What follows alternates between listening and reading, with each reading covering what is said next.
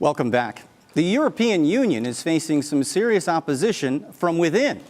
Its parliament will now include a host of newly elected members who are against the EU itself. It's a rather shocking result of parliamentary elections that took place last weekend. All across Europe, there's a surprising support for candidates who want to ditch the euro and pull their countries out of the Union. 28 countries of the EU represent the biggest combined economy in the world. The EU flexes a lot of political muscle as well. For example, its role in supporting Ukraine in the face of Russian expansionist pressure. Acunto, is with the European School of Economics. Thank you for joining us here on Arise Review. Thank you, Gary. Thanks for having me.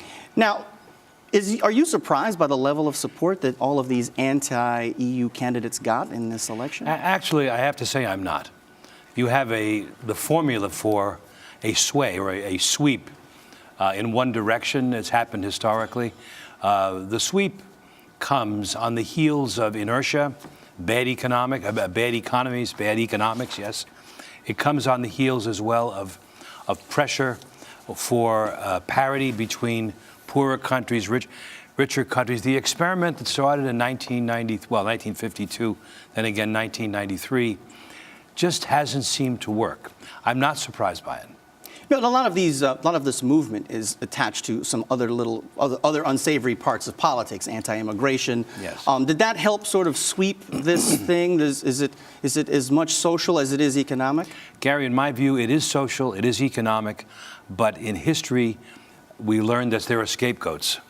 Where there is a feeling of powerlessness, you find a place to go. So whether it's the anti-Semitism in Hungary, the rabid anti-European Union parties throughout Europe. I mean, there are several countries: France, Germany, Italy, Spain. Italy's interesting because it's going to play a very big role in the next 6 months.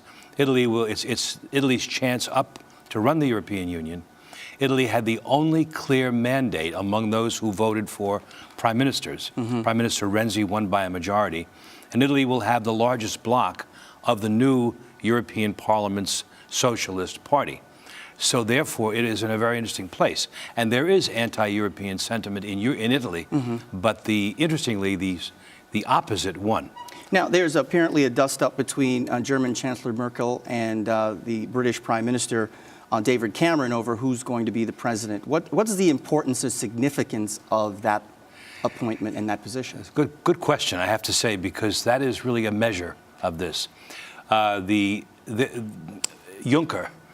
Jean-Claude Juncker, is not popular in England, and to the extent that they have actually threatened to have a referendum on membership in European Union if, in fact, he were the president.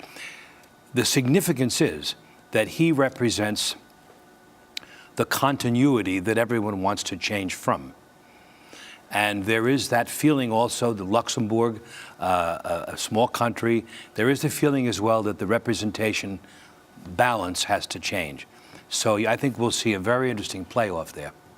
And finally, why do Americans need to be concerned about the parliament and the election of its president? Very quickly, if you can. I know it's a complicated question. It's a complicated question, but quickly I will say that the swing to the right in Europe, the sweep, represents an affection for the old way, and that moves toward Russia.